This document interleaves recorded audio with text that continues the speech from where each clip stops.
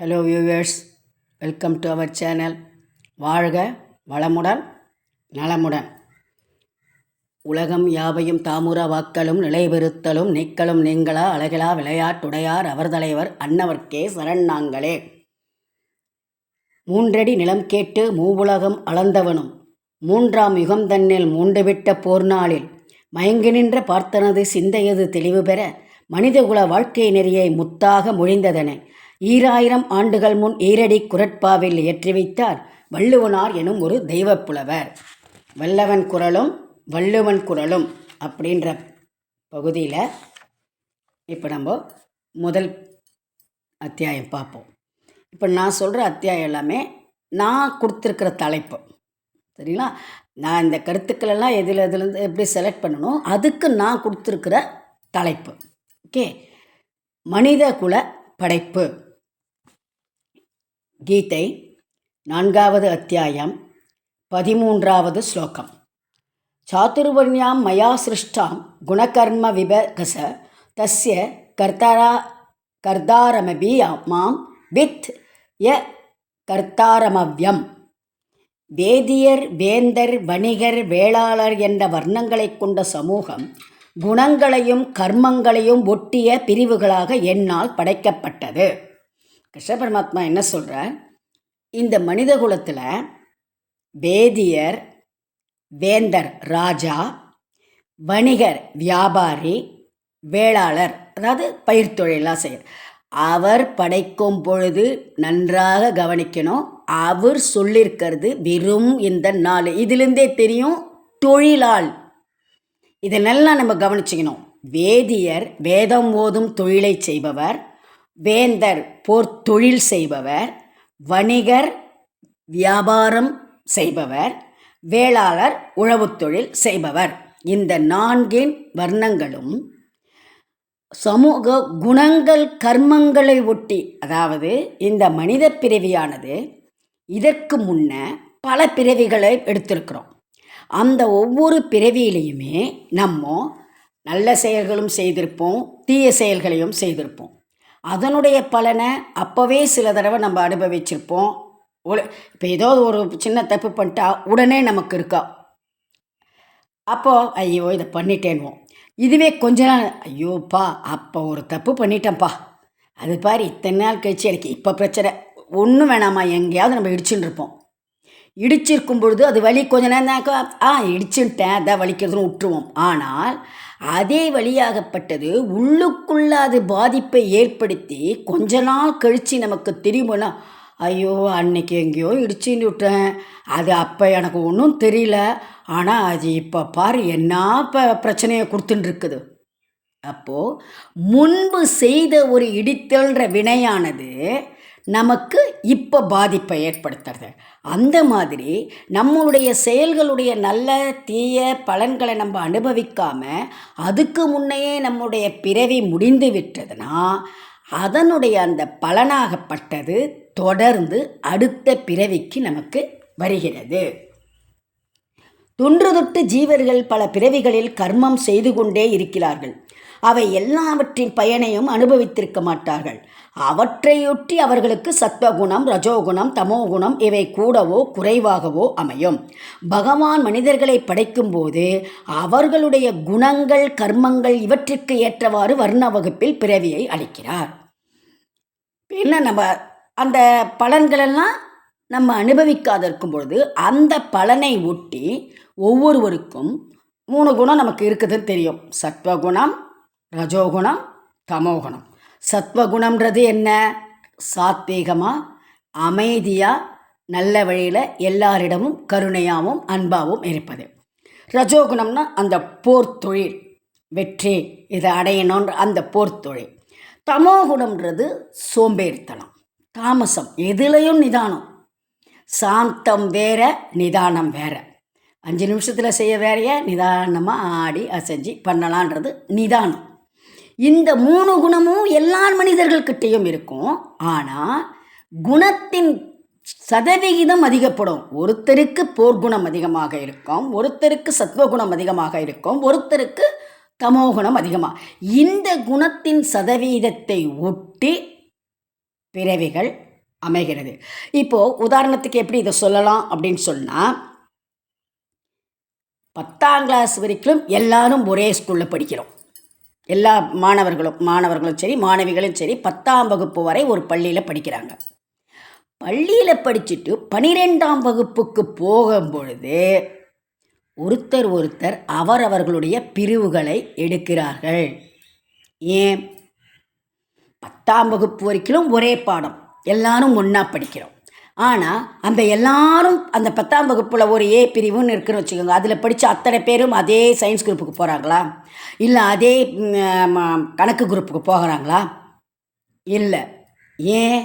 அந்த 10ஆம் வகுப்பு படிக்கும் பொழுது யாருக்கு எந்த பாடப்பிரிவில் அதிகமாக கவனமும் ஈடுபாடும் அதிக விருப்பமும் இருந்து அதில் அக்கறை செலுத்தி அதில் அதிக மதிப்பெண்களை அடைகிறார்களோ, சயின்ஸு அறிவியல் குரூப்பு பாடம் ஒருத்தனுக்கு அதிகமாக படிச்சிருந்தா அதை அதிகமாக கொஞ்சம் இன்ட்ரெஸ்டாக நல்லா படித்து சயின்ஸு குரூப்பை முதல் எடுக்கிறான் +2 போகும்போது.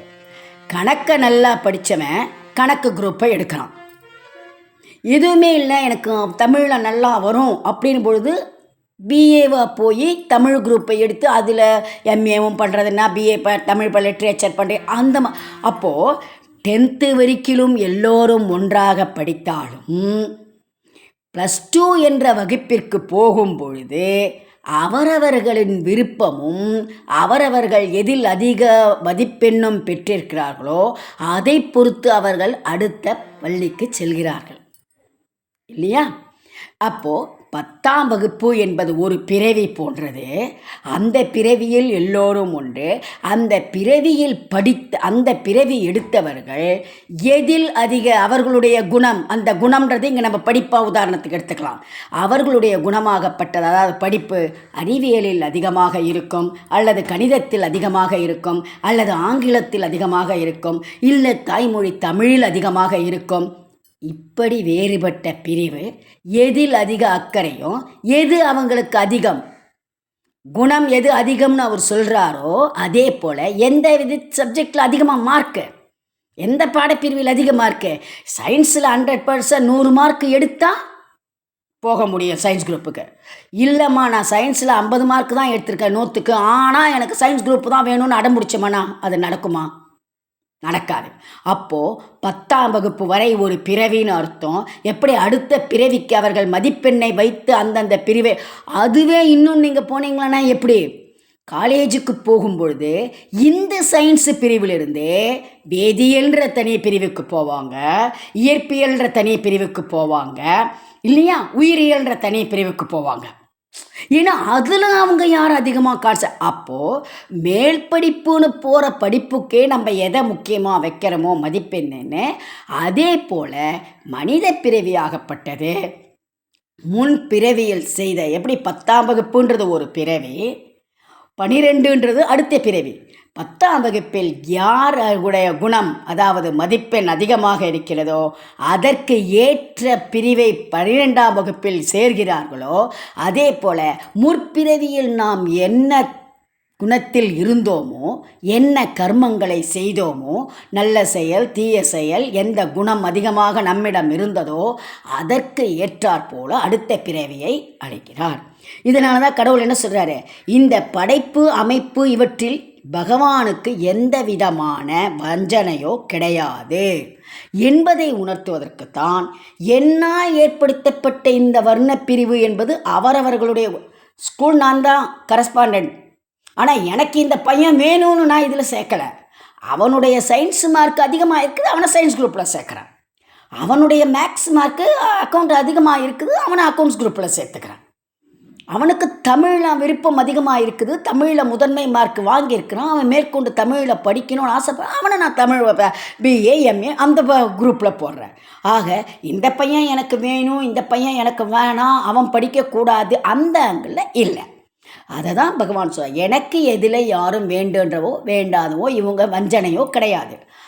அவர்கள் செய்யும் கடமை கர்மங்களினாலும் அவர்களுக்கிடையே உள்ள குணங்களினாலும் அவர்களுடைய பிறப்பு அமைகிறது. இதை பகவான் கிருஷ்ணர் சொல்கிறார். இதே இப்போ திருவள்ளுவர் எப்படி சொல்கிறான்னு பார்க்கலாமா? பெருமைன்ற அதிகாரம் குறள் எண் 972. பிறப்புக்கும் எல்லா உயிர்க்கும் சிறப்பொவ்வா செய்தொழில் வேற்றுமையான். அதாவது திருவள்ளுவர் என்ன சொல்கிறார்? நான் இதில் எடுத்திருக்கிறது எல்லாமே பரிமேலழகருடைய உரை மட்டும்தாம்மா. இந்த புத்தகத்தில் நான் கொடுத்துருக்கிறது பரிமேலழகர் உரை மட்டும்தான், வேறு யாருடைய உரையும் இல்லை. எல்லா மக்கள் உயிர்க்கும் பொதுவாகிய பிறப்பியல்பு ஒன்றாகும். எனினும் பெருமை சிறுமை எனப்பட்ட சிறப்பியல்புகள் அவரவர் செய்யும் தொழிலால் மாறுபடும்.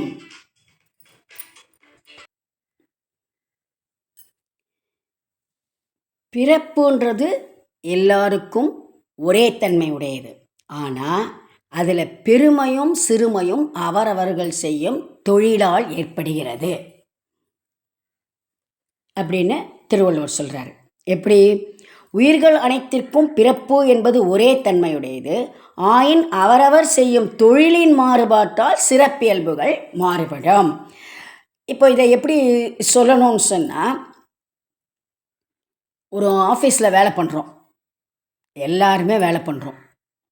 ஆனால் பொதுவாக எல்லாரையும் ஸ்டாஃப்ன்ற வார்த்தையில் சொல்லிடுவோம், அது காமன், ஓகே. ஆனாலும் குறிப்பிட்டு சொல்லும் பொழுது எப்படி சொல்லுவோம்? மேனேஜர், அட்டெண்டர், டைப்பிஸ்ட், கிளர்க்கு, டிஸ்பேட்சு, இல்லையா, டெலிவரி பாய். இந்த ஒவ்வொரு வார்த்தையும் சொல்கிறதுனுடைய அர்த்தம் என்ன? எல்லாரும் ஆஃபீஸில் தானே வேலை பண்ணுறோம். ஆனால் ஒவ்வொரு வார்த்தையும் சொல்வதனுடைய அர்த்தம் அவர்கள் செய்யும் தொழில். அந்த டெலிவரி பாய் என்றவர் பொருட்கள் எல்லாம் ஒவ்வொரு இடத்துக்கும் கொண்டு போய் கொடுத்துட்டு வரதுனால டெலிவரி பாய். இந்த வேலை செய்கிற அத்தனை பேரும் கரெக்டாக செய்கிறாங்களா என்னன்றதை பார்த்து அதுக்கு உண்டான இதெல்லாம் செய்கிறவர் பேர் மேலாளர், மேனேஜர். இப்படி அவரவர்கள் செய்யும் ஒரு ஆஃபீஸ்லேயே இப்படின்னு பொழுது அதை தான் சில மனிதர்களாக பிறக்கிறவங்க ஒரே பிறவின்றது ஒன்று தான் எல்லாருக்குமே. ஆனால் அதற்கு அப்புறம் அவர்கள் பெருமையும் சிறுமையும் எதனாலன்னா அவர்கள் செய்யும் தொழில்களால். இப்போ ஒரு டாக்டர் வேலை பண்ணுறாருன்னா டாக்டர்னு பொதுவாக நம்ம சொல்லிடுவோம் இல்லையா? அதில் எந்த இனத்தை சார்ந்தவன்றது முக்கியம் கிடையாது நமக்கு. ஆனால் மருத்துவர், டாக்டர், ஏன்னா அவர் அந்த மருத்துவம் படிச்சிருக்கிறார். அதே போல் ஒரு ஆசிரியர் அப்படின்னும் பொழுது அவர் ஒரு ஆசிரியர், ஏன்னா அந்த ஆசிரியர் தொழிலை அவர் படித்திருக்கிறார். அதனால் நம்ம அவரை ஆசிரியர்ன்றோம். அந்த ஆசிரியர்லேயுமே இப்போ நம்ம என்ன ஸ்கூல்லேயே நம்ம என்ன சொல்கிறோம்? எல்லாரையும் சரி டீச்சர்னு எல்லாரையும் காமனாக சொல்கிறோம், ஓகே. உங்கள் மேக்ஸ் மிஸ் இன்றைக்கி என்ன சொன்னாங்க? இவ்வளோண்டு எல்கேஜி யூகேஜி சேர்க்க ஆரம்பிக்கும் பொழுதே நம்ம என்ன பேசுகிறோம்? உங்கள் மேக்ஸ் மிஸ் இன்றைக்கி என்ன சொல்லி கொடுத்தாங்க? உங்கள் சயின்ஸ் மிஸ் இன்றைக்கி என்ன சொல்லி கொடுத்தாங்க? உங்கள் இங்கிலீஷ் மிஸ் இன்றைக்கி என்ன மிஸ்ஸில் தனியாக இங்கிலீஷ் மிஸ்ஸு, தமிழ் மிஸ்ஸுலாம் தனித்தனியாக இருக்குது? பிறக்கும் போதேவா தமிழ் மிஸ் இங்கிலீஷ் மிஸ்ஸுன்னு பிறந்தாங்க? இல்லை, அவர்கள் பிறந்தது ஒரே பிறவி.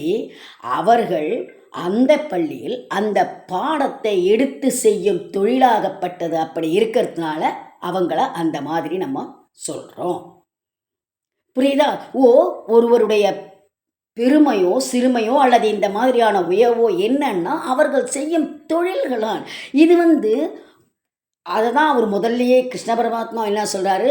அவர்கள் செய்யும் தொழிலால், அதாவது கர்மங்களால் வேறுபடுகிறது. என்னென்ன தொழில்? வேதம், போர்க்குணம், ராஜா காப்பாற்றுற குணம், அடுத்தது உழவு தொழில் செய்யறது, இந்த 4 தான் வர்ணங்களின் முதல். இதுக்கு உள்ளுக்குள்ள மற்ற 1000 விதமான பேர் வச்சது எல்லாமே நம்ம. புரியுறதா? இது பிறக்கும் பொழுது ஆண்டவன் எதையும் வைக்கவில்லை. பிறப்பது அந்த தொழிலை அடிப்படையாக வைத்து வந்தது, அவ்வளோதான். இப்போ டாக்டர்னு நம்ம சொல்லலாம். அந்த டாக்டரையே அடுத்தது என்ன சொல்லுவோம்? Art specialist. டாக்டரே ஒரே சமூகம்னு போது அதுலேயும் நம்ம ஏன் பாகுபாடு கொடுக்குறோம்? ஏன்னா மற்ற பிரிவை விட அந்த இதய சம்பந்தப்பட்ட பிரிவுகளில் அவர் அதிக அக்கறையும் அதிகமாக அதில் மட்டுமே அவர் மிகவும் கவனம் செலுத்தி அதில் நிபுணராக ஆனதுனால ஆர்ட் ஸ்பெஷலிஸ்ட். Neuro specialist. சொல்கிறோமா இல்லையா? ஒரு ஹாஸ்பிட்டலுக்கு போன உடனே எல்லாரும் மருத்துவர் தானே, ஏன் நமக்கு உடனே மருந்து கொடுக்கறதில்ல? அந்த டாக்டர்களும் உடனே ஒரு ப்ரிஸ்கிரிப்ஷனை எழுதி இந்த டாக்டரை போய் பாருங்கன்னு ஏன் குறிப்பிட்டு சொல்கிறாங்க? பிகாஸ் டாக்டர்ன்றது காமன் படிப்பு, ஆனால் அதில் உள்பிரிவாக உள்ள மற்றதை அதை மட்டுமே ஃபோக்கஸ் பண்ணி படித்து அவங்க வந்திருக்கிறதுனால அதனுடைய ஒன்றும் அவருக்கு தெரியும். அதனால் அப்படி நம்ம அடைமொழி. அப்போது இந்த இடத்துல இவரும் டாக்டர் தானே அவரும் டாக்டர் தானே, இவருக்கு பெருமையா அவருக்கு பெருமையான்னா இல்லை. இவரும் டாக்டர் தான் அவரும் டாக்டர் தான். இவர் சாதாரண ஜென்ரல் ஸ்பெஷிஷியன் போடுவோம் இல்லையா? Child special. ஏமா மருத்துவம்னே வந்ததுக்கப்புறம் எல்லாருக்கும் தானே மருத்துவம் கொடுக்க போகிறோம், அப்புறம் ஏன் சைல்டு ஸ்பெஷலிஸ்ட்னு வந்தது? ஏன்னா பொதுவாகவே மருத்துவம் இருந்தாலும் பிறந்த குழந்தையின் உடல் அமைப்பு, அதற்கு உண்டான சக்தி என்ன இருக்குது, அதுக்கு எந்த மருந்து கொடுத்தா இதையெல்லாம் பற்றி நுணுக்கமாக படித்து நிபுணராக வந்ததுனால சைல்டு ஸ்பெஷலிஸ்ட். ஒரு 2 தடவை டாக்டர்கிட்ட நம்ம பக்கத்தில் இருக்க டாக்டர்கிட்ட குழந்தை ஆஷின்னு போவோம். அடுத்தது அவங்க ஆட்டோமேட்டிக் என்ன, அப்போ இவருக்கு கம்மின்னு அர்த்தமா? இவர் டாக்டருக்கு படிக்கலன்னு அர்த்தமா? இவருடைய வேல்யூ ஒன்றுமே இல்லைன்னு அர்த்தமா? இல்லை. இவர் செய்யும் தொழிலை விட அந்த டாக்டர் செய்யக்கூடிய தொழில் இன்னும் வித்தியாசமானது. அதனால தானே அவரே ப்ரிஸ்கிரைப் பண்ணி ஏன் சைல்டு ஸ்பெஷல்கிட்ட கூட்டின்னு போங்கன்னு ஏன் சொல்கிறாரு? அப்போது இதை விட அவர் அதில் அதிகம் நிபுணத்துவம் இருக்கிறது. அப்போ இந்த டாக்டர் அதனால் மட்டமானவர்னோ அல்லது இவர் டாக்டருக்கு படித்ததே வேஸ்ட்னோ அந்த அர்த்தம் கிடையாது. இவரும் டாக்டர் அவரும் டாக்டர்.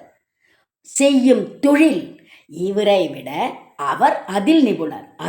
அதனால தான் சொல்கிறாரு, பிறவின்றது எல்லாருக்கும் ஒன்று தான். அவரவர் செய்யும் திறமைகளினால் தொழில்களினால் அவர்கள் பெருமை அடைகிறார்கள். கடவுள் வாழ்த்தில் பாருங்கள், கடவுள் வாழ்த்து அதிகாரம் குறள் எண் 4. வேண்டுதல் வேண்டாமை இலானடி சேர்ந்தார்க்கு யாண்டும் இடும்பை இல. ஒரு பொருளையும் விழைதலும் வெறுத்தலும் இல்லாதவன் அடியைச் சேர்ந்தவர்க்கு எக்காலத்திலும் பிறவி துன்பம் இல்லை. என்ன சொல்கிறாரு பரிமேலழகர்? இவன் எனக்கு வேண்டியவன், இவன் எனக்கு வேண்டாதவன், அவன் எனக்கு க்ளோஸ், இந்த மாதிரியான எந்த விதமான பாகுபாடும் இல்லாத இறைவனின் திருவடியை அடைந்தவர்க்கு இந்த பிறவியினால் வரக்கூடிய துன்பங்கள் எதுவும் இல்லை. இதை சொல்கிறது மூலிமா அவர் சொல்கிற கருத்து என்னன்னா, மனிதகுல படைப்பிற்கு இறைவனுக்கு எந்த பாகுபாடும் இல்லை. அவர் மனித குலத்தை படைக்கிறார், அவ்வளோதான். அவருக்கு இவன் வேண்டியவன் இந்த குலத்தில் படைக்கணும், அவன் வேண்டாதவன் அவனை எனக்கு பிடிக்காது அந்த குலத்தில், அந்த மாதிரி எண்ணம் இறைவனுக்கு கிடையாது அப்படின்றத பரிமேலழகர் உரையில் சொல்கிறாரு, திருவள்ளுவருடைய அந்த குறளுக்கு. சரியா? 2 நீர்வளம். நீர்வளத்தை பற்றி பார்ப்போம்.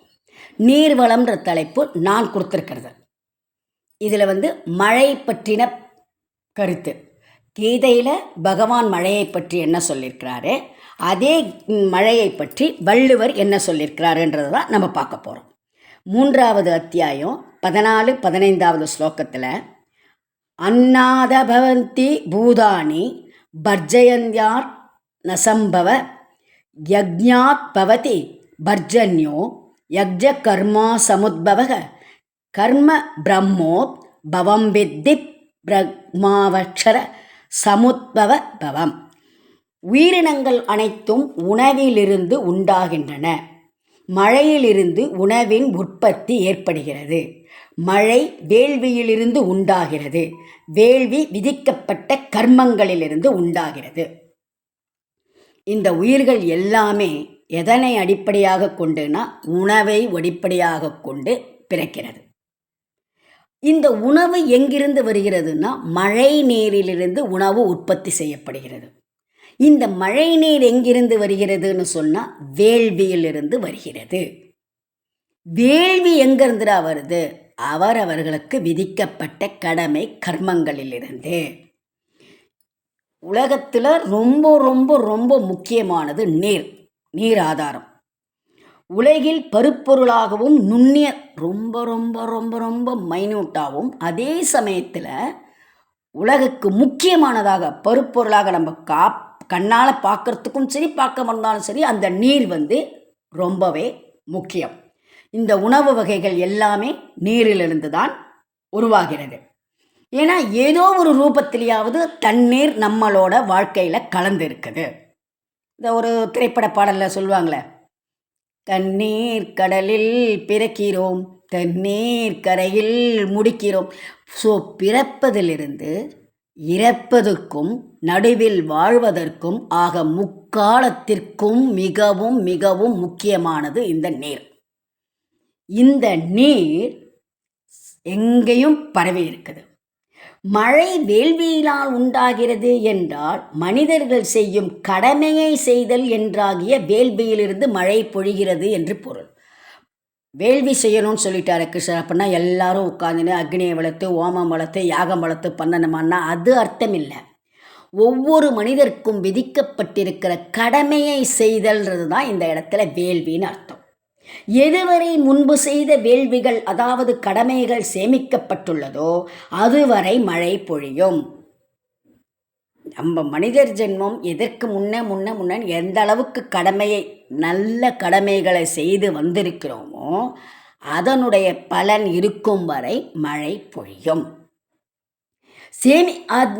ஆனால் மனிதன் வேள்வி அதாவது கடமை ஆற்றுவதை நிறுத்திவிட்டால் அந்த சேமிப்பு கொஞ்சம் கொஞ்சமாக கரைந்து தீர்ந்து போன பிறகு மழை பொழியாது. அதனால் பிராணிகள் உயிர் வாழ்வதும் போக்ஷணம் செய்வதும் கடினம். ஒரு மனுஷன் கடமையில் செய்யறத நிறுத்திட்டான்னு சொன்னால் ஏற்கனவே சேமித்து வச்ச கடமையிலேருந்து கொஞ்சம் கொஞ்சம் மழை பெய்யும். அதுவும் கரைஞ்சி போச்சுன்னா மழையே பெய்யாது. உதாரணமாக எப்படி சொல்லலாம், ஒரு பேங்க் அக்கௌண்ட்டில் நம்ம பணம் போட்டுக்கிட்டே இருக்கிறோம். அப்பப்போ பணம் இஷ்டத்துக்கு போடுறோம், நம்மளும் இஷ்டத்துக்கு ஒரு பக்கம் செலவும் பண்ணுறோம். அப்போ என்ன ஆகும், பேங்க்லேயும் பணம் இருக்கும், நம்மளும் செலவு பண்ணுவோம். ஓகே, ஒரு காலகட்டம் வந்த உடனே பேங்க்கில் பணம் போடுறதை நிறுத்திடுறோம். ஆனால் நம்ம பணத்தை எடுத்து செலவு பண்ணிக்கிட்டே இருக்கிறோம். எப்படி? அப்போ அந்த பேங்க்கில் எவ்வளோ நாள் எவ்வளோ பணம் இருக்குதோ அது வரையிலும் தான் நம்மளால் செலவு பண்ண முடியும். ஒரு நாள் இல்லை ஒரு நாள் ஆன உடனே என்ன ஆகும், பேங்க்கில் நம்ம அக்கௌண்ட்டில் பணம் இல்லாமல் போகும். ஏன்? நம்ம போடுறதை நிறுத்திட்டோம். அப்போ போடுறதை நிறுத்திட்ட உடனே நாம் செலவு பண்ணுவதும் கொஞ்சம் கொஞ்சமாக அந்த இருப்பு கரையிற வரைக்கும் இருந்து அப்புறம் நின்றுடும். பழமொழியாக ஒன்று சொல்லுவாங்க, குந்தி தின்றால் குன்றும் மாயும். எனக்கு சொத்து இருக்குது நான் உட்காந்துட்டே இருந்து வேறு எந்த தொழிலையும் செய்யாத, மேற்கொண்டு பணத்தையும் சேர்க்காத, நான் உட்காந்து சாப்பிட்டு வேண்டாத செலவெல்லாம் செய்து அழிச்சிட்டே இருந்தால் எவ்வளோ நாள் அந்த பணம் இருக்கும்? குந்தி தின்றால் குன்றும் மாயம்னு பழமொழியே உண்டு. பிராணிகள் உயிர் வாழ்வதும், அப்போ மழை பெய்யலைன்னா உயிர்கள் வாழ்வது கடினம். உணவு போக்ஷணம்னா சாப்பிட்றது, சாப்பாட்டுக்கு மிகவும் துன்பம். யஜ்ஜம் என்ற சொல்லுக்கு ஓமம் என்ற பொருள் மட்டும் இங்கு குறிப்பிடவில்லை. உலக நன்மைக்காக செய்யும் எல்லா செயல்களும் அவற்றினால் நிறைவேறும் எல்லா சத்கர்மங்களும் யஜ்ஜம் என்று அழைக்கப்படுகின்றன. அதாவது ஒரு செயல் உலக நன்மைக்காக, இந்த உலகம் க்ஷேமமாக இருக்கணும், எல்லாரும் நல்லா இருக்கணும், இந்த உலகுக்கு தீமை வரக்கூடாது, அந்த எண்ணத்துடன் செய்யக்கூடிய எந்த செயலும் அந்த செயலால் வரக்கூடிய எல்லா நல்ல பலன்களும் யஜ்ஞம் என்று அழைக்கப்படுகிறது. இதை நம்ம ஒரு சின்ன உதாரணமாக எப்படி சொல்லலாம்னு சொன்னால், நம்ம முப்பாட்டன் காலத்தில் மட்பாண்டங்களை உபயோகப்படுத்தினாங்க, இரும்பு சாமான்களை உபயோகப்படுத்தினாங்க, மரச்சாமான்களை உபயோகப்படுத்தினாங்க. இந்த பிளாஸ்டிக்கு, இந்த புகை வண்டி இதையெல்லாம் யூஸ் பண்ணல. அப்போ என்ன ஆயிடுத்து, சுற்றுச்சூழல் நல்லா இருந்தது, மண் வளமும் நல்லா இருந்தது, அதனால் நீர்வளம் நிறைந்து மழை தவறாமல் பொழிந்திருந்தது. அந்த நம்முடைய முன்னோர்கள் எவ்வளவு அதையெல்லாம் உபயோகப்படுத்தினார்களோ அந்த சேமிப்பு மேலே இருக்கும் வரை, அந்த நன்மை மேலே இருக்கும் வரை, அந்த சத்கர்மம் மேலே இருக்கும் வரை நமக்கு தவறாமல் மழை பொழிந்து கொண்டிருந்தது. ஒரு காலகட்டத்திற்கு பிறகு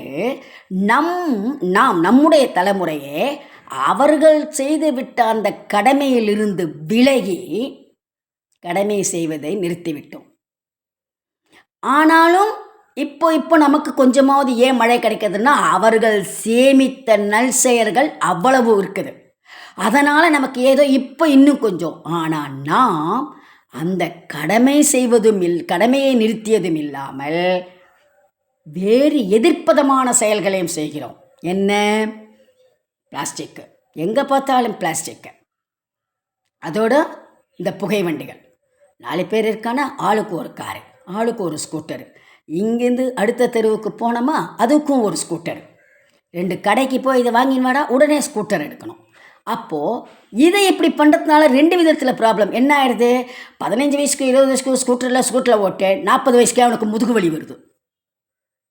70 வயசு தாத்தாவும் 90 வயசு தாத்தாவும் நம்ம தாத்தாக்கள் எப்படி நிமிர்ந்து வேகமாக நடந்தாங்களோ, ஆனால் இந்த காலகட்டத்தில் 30 வயசு ஆகும்போதே முதுகு வலிடான்றான். ஏன்னா வண்டியை ஸ்கூட்டரை ஓட்டி ஓட்டி ஓட்டி நடைன்றது அவனுக்கு போயிடுது. 40 வயசுக்கு ஆன உடனே வியாதி வந்த உடனே டாக்டர் போனவுடனே வாக்கிங் போக சொல்லியிருக்கிறாரே. ஸோ நான் கார்த்தால் ஒரு 2 ரவுண்டு வாக்கிங் போயிட்டு வந்துடுறேன். எது? இந்த கடமை. புரியுதா? ஆக நான் இதை கீதையில் சொல்கிறதும் வேணாம், திருவள்ளுவர் சொல்கிறதும் வேணாம். ஆனால் அரசாங்கமே இப்போ என்ன சொல்லுது? வருஷத்தில் ஒரு நாள் யாரும் புகை வண்டியெல்லாம் எடுக்கக்கூடாது, வெறும் இதுதான் நடந்து போகணும், காரை வண்டியெல்லாம் யூஸ் பண்ணக்கூடாது சொல்கிறதா? அப்போ அரசாங்கம் தடை போடும் பொழுது இது அறிவியல் பூர்வமாகவும் அப்போ உண்மையாகிறதா? இந்த வேண்டாத பிளாஸ்டிக்கு, இந்த வேண்டாத பொருள்கள் இதையெல்லாம் நம்ம உபயோகப்படுத்தும் பொழுது மண் வளமும் பாதித்து அதனால் வளிமண்டலமும் பாதிக்கப்பட்டு மழை பொழிவது குறைவாகிறது. இப்போ குறைஞ்சி தான் இருக்குது. ஏன்? நம்முடைய முன்னோர்கள் செய்த சத்கர்மத்தினுடைய வேல்யூ இன்னும் கொஞ்சம் அங்கே இருக்குது, அந்த இது இன்னும் இருக்குது இல்லையா? அதனால் நமக்கு இப்போ கொஞ்சமாவது அந்த சேமிப்பு இருக்கிறதுனால நமக்கு. ஆனால் நாம் இப்போ ஒன்றுமே செய்யாமல் இருக்கிறோம். அப்போது இன்னும் 50 வருடங்கள் கழித்து இன்னும் அடுத்த தலைமுறையினருக்கு மழை என்பது இன்னும் எவ்வளவு ஒரு கனவு பொருளாக இருக்கும். ஏன்? இந்த இடத்துல தான் இதை தான் யக்ஞம். நாம் கடமையை தவறிவிட்டோம். நம் முன்னோர்கள் செய்த அந்த யக்ஞம், அந்த வேள்வியை செய்ய தவறிவிட்டோம். எந்த வேள்வி? சரி, அவங்கள போல் மட்பாண்டங்கள் உபயோகப்படுத்த வேண்டாம், இது உபயோகப்படுத்த வேண்டாம், இரும்பு உபயோகப்படுத்த வேண்டாம். ஆனால் அதை மட்டும் பண்ணாமல் நாம் எதிர் செயலாகவும் செய்கிறோம். என்ன? Plastic plastic plastic plastic. இதையே நம்ம கட்டுப்படுத்தக்கூடாது. இது நம்மளுடைய செயல் தானே. இது தீய செயல்னு நமக்கு உலகமே சொல்கிறதில்ல. பிளாஸ்டிக்கெல்லாம் உபயோகப்படுத்தக்கூடாது, வெப்பமயமாகிறது உலகம், பூமி வெப்பமயமாகிறது. உடனே சயின்ஸ் எக்ஸிபிஷன் வச்சா ஸ்கூலில் பசங்க ஆளுக்கு ஒரு பூமியை வரைஞ்சி அது எப்படி வெப்பமயமாகிறதோ அதுக்கு என்னென்ன பண்ணணும், இந்த மாதிரி வண்டிகள் எல்லாம் உபயோகப்படுத்துறதை நிறுத்தணும், கரியமில வாயு வானிலை போனால் வளிமண்டலம் பாதிக்கப்பட எல்லாம் ஸ்கூலில் ஸ்டூடெண்ட்ஸு சயின்ஸ் எக்ஸிபிஷனில் வச்சு எக்ஸ்பிளைன் பண்ணுறாங்கல்ல. அதை எக்ஸ்பிளைன் பண்ணுறதோட நிறுத்திடுறேன் தானே. ஆனால் அதை நம்ம கடைபிடிக்கல. அதை தான் கடவுள் சொல்கிறாரு. கடவுளும் சொல்கிறாரு என்ன? நம்முடைய கடமையிலிருந்து நாம் தவறும் பொழுது மழை பொழிவது நின்று விடுகிறது. ஆனால் மழை பொழிவது நின்றால் உணவு பற்றாக்குறை வந்தால் மனிதன் பல தவறுகளை செய்வான். தவறுகள் செய்யும்போது மனித சமூகம் ஒழுக்கம் கெடுகிறது. இதுதான் கிருஷ்ணர் சொல்கிறார். இப்போ திருவள்ளுவர் என்ன சொல்கிறான்னு பார்க்கலாமா? வான் சிறப்புன்ற அதிகாரத்தில் 20வது குறள், நீரின்றி அமையாது உலகினின் யார் யாருக்கும் வானின்றி அமையாது ஒழுக்கு. பரிமேலழகர் சொல்கிறார், எவ்வகை மேம்பட்டவர்க்கும் நீரின்றி உலகியல் அமையாது, அந்த நீர் இடையராது ஒழுக்கும் வான் இன்றி அமையாது. அதாவது இந்த உலக வாழ்க்கைக்கு நீர் இன்றியமையாதது. நீர் இல்லாமல் உலக வாழ்க்கை நடைபெறாது. அந்த நீர் எங்கிருந்துடான்னா வானில் பெயர மழை மூலமாக வருகிறது. நீர் இல்லாமல் உலக வாழ்வு நடைபெற, உலகத்தில் வாழணும்னாலே நீர் முக்கியம் இல்லையா? நமக்கு உடம்புல ஏதோ ஒரு அளவுக்கு நீர் இருக்கணுன்றாங்கல்ல. அப்படி இல்லைன்னா என்ன சொல்கிறாங்க? நீர் எல்லா விதத்துலையும் நமக்கு சேர்ந்துருக்குத. ஒரு நாளைக்கு இவ்வளோ லிட்டர் தண்ணி குடிக்கணுன்னே டாக்டர் சொல்கிறாங்க. நம்ம உடம்புக்குள்ளேயே இந்த அளவுக்கு பர்சன்டேஜ் நீர் இருக்கணுன்றது இருக்குது. அந்த நீர் குறைஞ்சதுன்னா டீஹைட்ரேட் ஆகிடுதுன்றாங்க. அதுவும் சம்மர் வந்துட்டுனா சன்ஸ்ட்ரோக் வந்துடும், இவ்வளோ தண்ணி குடிங்க, நீர் சத்து இருக்கிறதுவாகிடுங்க சொல்கிறாங்க தானே. அப்போது நீர் இல்லாமல் எதுவும் இல்லை. இந்த நீர்வளம் எங்கிறதுடான்னா மழை மூலம் கிடைக்கிறது. இந்த மழை ஒரு வேளை பெய்யலைன்னா என்னடா ஆகும்னா இவ்வுலகில் ஒழுக்கம் மறைந்து போகும். இதுதான் வள்ளுவர் சொல்கிறார். குறள் எண் 13ல் விண்ணின்று பொய்ப்பேன் விரிநீர் வீருலகத்து உள்நின்று உடற்றும் பசி என்ன சொல்கிறாரு? மழை வேண்டும் காலத்து பெய்யாது பொய்க்குமாயின் கடலால் சூழப்பட்ட அகன்ற உலகத்தின் கண் நிலை பெற்ற உயிர்களை வருத்தும் பசி. கிருஷ்ணர் என்ன சொன்னார்? மழை நின்று போனால் போக்ஷணம் பண்ண முடியாது, உயிர்கள் வாழ்வது கடினம். இங்கே வள்ளுவர் என்ன சொல்கிறாரு? மழை வேண்டும் காலத்து பெய்யாது பொய்க்குமானால் இவ்வளோ பெரிய கடல் சூழ்ந்த இந்த உலகத்தில் இருக்கிற உயிர்களை பசி வந்து வருத்தும். பெய்ய வேண்டிய காலத்தில் மழை பெய்யாது போனால் கடலால் சூழப்பட்ட இந்த பரந்த உலகில் பசி உயிர்களை வருத்தும். குறள் எண் 16 விசும்பின் துளிவீழின் அல்லார் மற்றாங்கே பசும்புல் தலை காண்பது அரிது. மேகத்தின் துளி வீழின் காண்பது அல்லாது வீழாதாயின் அப்போதே பசும்புல்லின் தலையை காண்ப முடியாது. மழைன்னு ஒன்று வானத்திலிருந்து பெய்யலைன்னா பசும்புல்லுனுடைய நுனியை கூட நம்மளால் பார்க்க முடியாது. மழை பெய்யலை, இந்த வாட்டி மழையே பெய்யலைப்பா, வர வேண்டிய பருவமழை வரவே இல்லை, பயிரெல்லாம் கருகி போச்சு. எத்தனை விவசாயிகள் போராடுறாங்க, எத்தனை பசுமையான நிலங்கள் மழை தவறி தவறி தவறி போய் பெய்யாமல் போய் பாலைவனமாக இன்றைக்கி வறண்டு போயிருக்குது. அப்போது மழை பெய்யவில்லை என்றால் உணவு உற்பத்தி தடைப்படும். உணவு உற்பத்தி தடைப்பட்டால் மனிதன் பசியால் துன்புறுவான். பசியால் துன்புறும்போது அவன் பல தவறுகளையும் செய்ய துணிவான். பல தவறுகள் செய்யும்போது மனித சமுதாயம் பாதிக்கப்படும். இதை தான் கிருஷ்ணரும் அங்கே சொன்னார், போக்ஷணம் கஷ்டம் ஒழுக்கம் கெடும்னு. அதையே வள்ளுவரும் என்ன சொல்கிறாரு? மழை பெய்யாது போனால் இவ்வுலகில் ஒழுக்கம் மறைந்து போகும். இதை வள்ளுவரும் சொல்கிறாரு. நான் தான் இந்த நீர்வளம்ன்ற தலைப்பை நான் கொடுத்துருக்கேன். பொதுவாக மழைன்றதை பற்றி கிருஷ்ணரும் அங்கே பேசியிருக்கிறாரு. அதே மழையை வான் சிறப்புன்னு அதிகாரமாக கொடுத்து திருவள்ளுவரும் சொல்லியிருக்கிறார் மழையை பற்றி. இந்த வீடியோவில் இந்த 2 தலைப்புகளை பற்றின கருத்துக்களை பார்த்தோம். அடுத்த வீடியோவில் வேறு 2 தலைப்பு நான் என்ன கொடுத்துருக்கனோ அதை பற்றி நம்ம பார்க்கலாம். சரியா? இது நான் முதல்ல எடுக்கிற சிறு முயற்சி. அந்த படிக்கிற ஒரு எந்தூசியாசத்தில் ஒரு இதில் சின்ன ஏன்னா நான் கீதையெல்லாம் படிக்கும்போது ஒரு ஸ்லோகமாக அந்த மாதிரி படிக்கலை. நான் கொஞ்சம் வார்த்தைகளை ஸ்பிளிட் பண்ணி இதுவாக படிக்கிறேன். ஏன்னா கிளியராக கொஞ்சம் தெரியணும் கேட்குறவங்களுக்குன்றதுனால. அதில் ஏதோ சில தவறுகள் இருக்கலாம், இருக்கும், எனக்கும் தெரியும். இந்த இதை நிறைய கீதையை படிக்கிறவங்க பெரிய பார்க்குறதுக்கு உண்டான வாய்ப்பு இருந்தாலும் அந்த தவறுகளெல்லாம் மன்னித்து என்னை பொறுத்துக்கும்படி கேட்டுக்கிறேன். கண்டிப்பாக எல்லாரும் லைக் பண்ணி ஷேர் பண்ணி தவறாமல் கமெண்ட் பண்ணுங்கள். அந்த கமெண்ட்டு தான் என்னுடைய அடுத்த முயற்சிகளுக்கு ஒரு உறுதுணையாக இருக்கும். நன்றி.